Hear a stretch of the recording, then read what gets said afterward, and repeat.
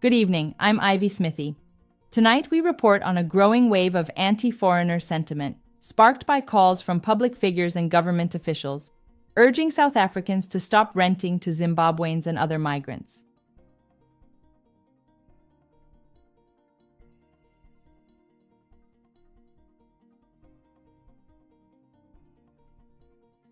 The question arises, and we must investigate also what is the law of South Africa says. How can a city in South Africa be 80% foreign nationals? That is dangerous.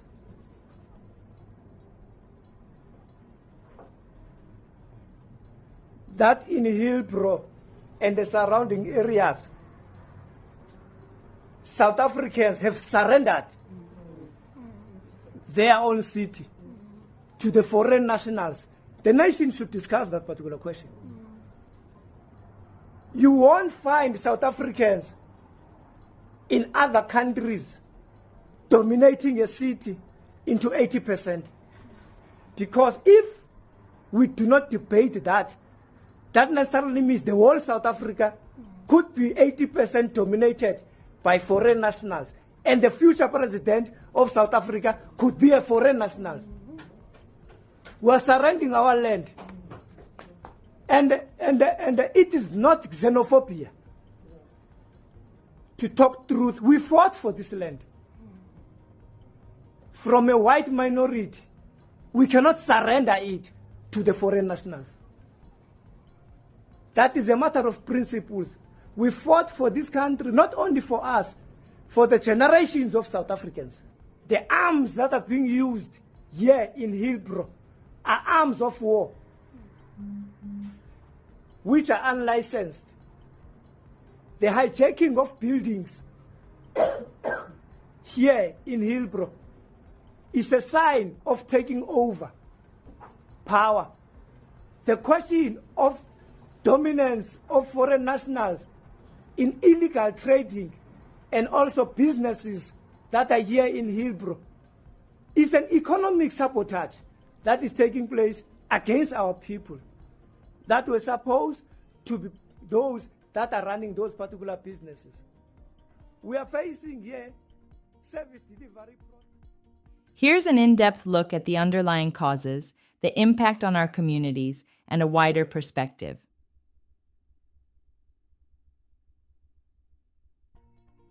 We'll just go through some of the major reasons why South Africans want to send these foreigners out of their land. But obviously on top of the list is the issue of unemployment. High unemployment. With unemployment above 30%, many South Africans blame undocumented migrants for taking limited jobs. 16, 17, 18, 19, 20, 21. Hey, you don't try to run away, you.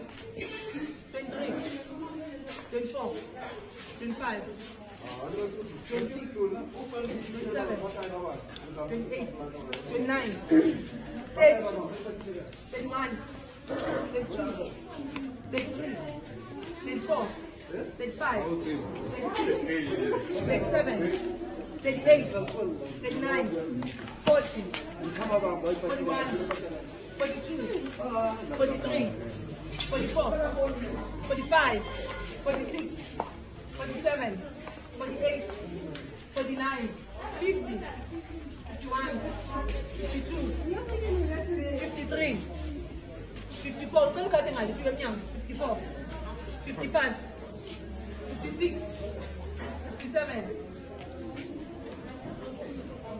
When am I supposed to be? Hold on. Yeah, ma'am. What's Swatini? Oh, yeah. What's Swatini? Where's the big boss? Big boss. So this is the big boss, the owner of this company that hires more than 60 illegal immigrants. It doesn't even have one. He claims he has one South African, but we don't even see that South African. So today, Baba, you are going to be counted. You're going to sleep in a cell. Ne? And today, passport expired. You left it at home. Work permit? You don't have work permit. Where are you from? Where are you from? Passport? Expired. Where are you from? Malawi. South African. Where are you from? Passport? Valid. Where's the work permit? You don't have. Where are you from? You have a passport. Expired and still no work permit. Passport expired, no work permit. Yes, Chief? Where? Work permit? Passport expired. Wonderful. Yes, Chief? Passport? Yes, Chief, where are you from? No passport. No passport? From Zimbabwe also. Malawi. You don't have passport. Wonderful. Yes, Chief? Passport? Fontaine. Work permit? Is the passport expired or not? It's not expired. When is it expiring? You only don't have a work permit. Fantabulous. Yes, Chief? Juma from Malawi. Passport? Passport is valid. Valid? Yes. Work permit? I don't have a Fantabulous. Listen to me, my good people. You shall follow me. I am the way. Follow me, except you. Come with me, my good people. Come.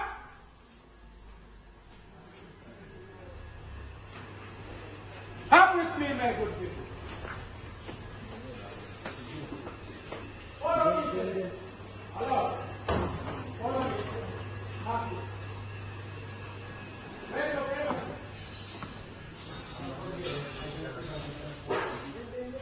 How are you? What's your position here? You know what they don't say.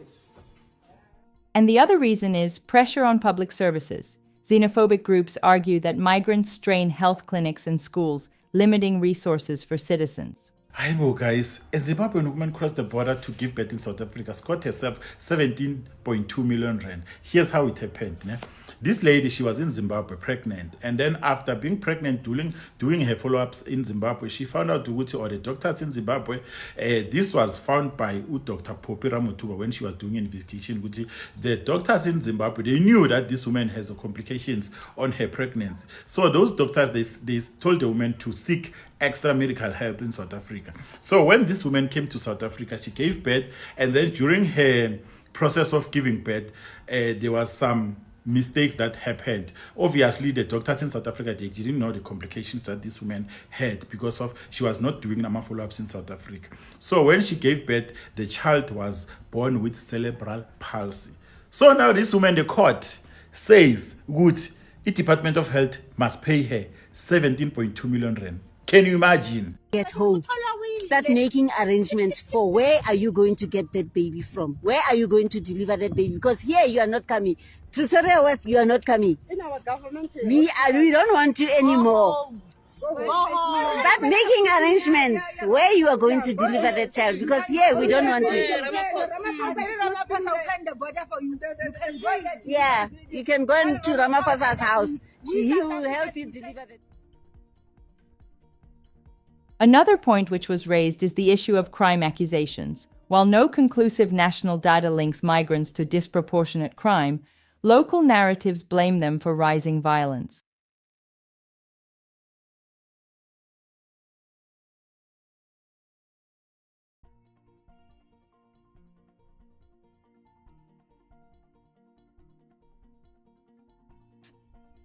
The other reason which I find interesting when I go through them is the issue of homestead occupancy allegations. Activists cite migrants living in state-subsidized housing as evidence of unfair advantage. Let us watch this video before we continue with other issues raised. The question arises, and we must investigate also what is the law of South Africa says.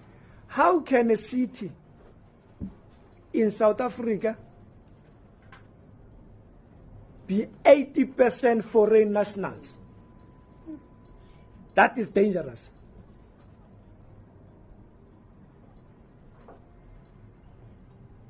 That in Hillbrow and the surrounding areas, South Africans have surrendered their own city to the foreign nationals. The nation should discuss that particular question. You won't find South Africans in other countries dominating a city into 80%. Because if we do not debate that, that necessarily means the whole South Africa could be 80% dominated by foreign nationals. And the future president of South Africa could be a foreign national.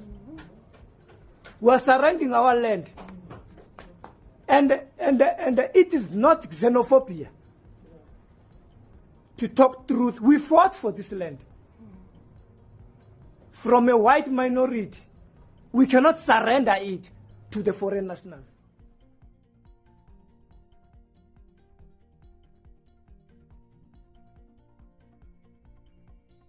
That was it, you just heard it from the horse's mouth.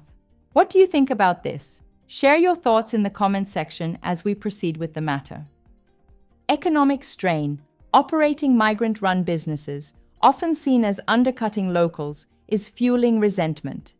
Inflammatory political rhetoric, groups like Operation Dudula and figures such as Bengu have stoked tension with anti-migrant messaging. Populist mobilizing, movements frame migration as a national threat from outside, rallying disaffected citizens. Inside. But the country's police minister insists the attacks aren't racially motivated, rather the work of opportunists. For me, it's pure criminality, people looting and all that, and using that as a xenophobia. But for now, there is nothing that has sparked any form of this conflict between South Africans and the foreign nationals. So we're dealing with criminality rather than xenophobia at the present moment. His girlfriend died in the flames.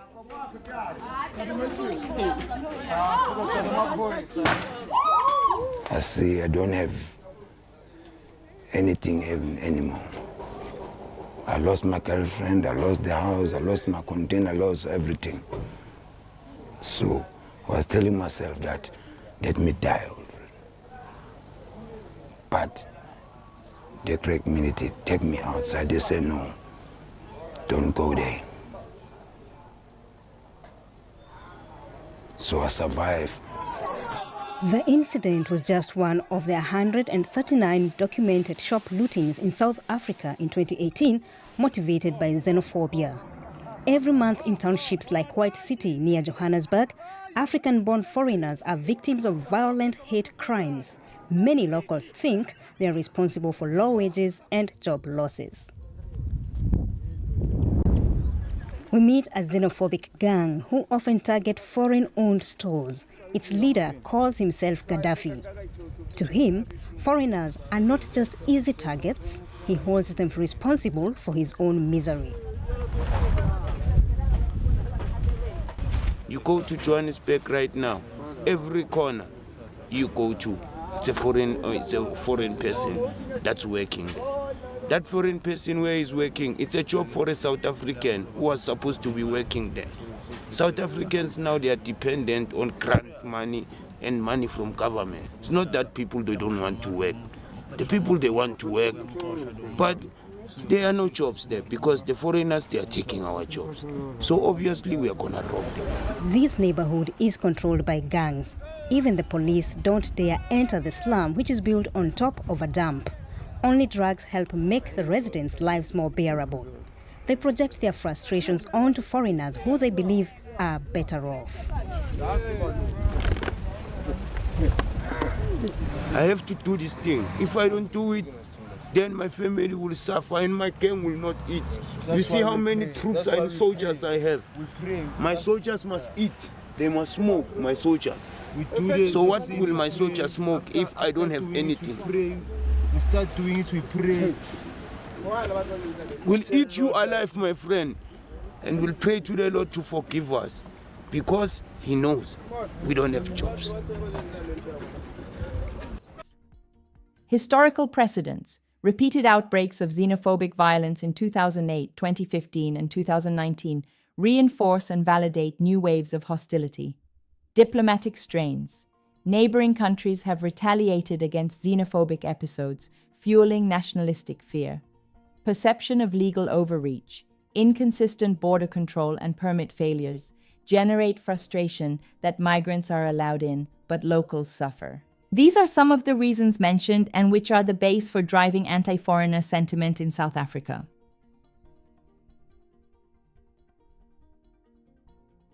Talking of xenophobia is a term known by all African and feared by everyone because of it. Many lives were lost, many were wounded, crippled, and thousands were displaced. The major xenophobic outbreak was in May 2008. 62 died, and widespread displacement of foreigners, this was the worst of them. The last major wave occurred again in early September 2019 in Johannesburg, lasting 6 days, resulting in at least 12 deaths, thousands displaced, and hundreds arrested. Could this happen again? With rising nationalist rhetoric and xenophobic mobilization, experts and human rights groups warn it's only a matter of time, especially if authorities fail to enforce the National Action Plan against xenophobia. As Daily Cast News, we have managed to interview a number of people. Zanele M., Johannesburg resident. Our clinics are always overcrowded. You wait hours and still can't get care. Locals are suffering.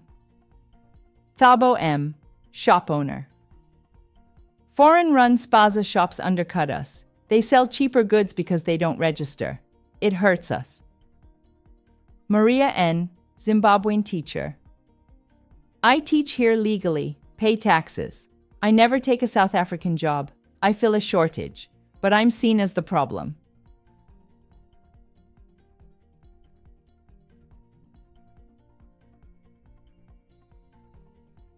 South Africans cite perceived pressures on jobs, services, and safety, despite limited evidence linking migrants to these issues as drivers of xenophobia.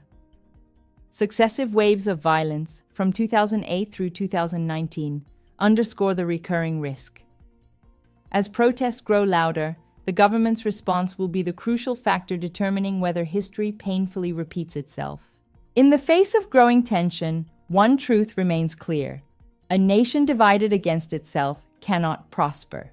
South Africa stands at a crossroads between the lawful pursuit of economic justice and the dangerous pull of prejudice and violence. The challenge now is not just policy, but perspective. Will we protect the dignity of all, regardless of birthplace, or will fear write our future in fire? Until next time, I'm Ivy Smithy, and this has been the Daily Newscast, where truth lives and justice is pursued.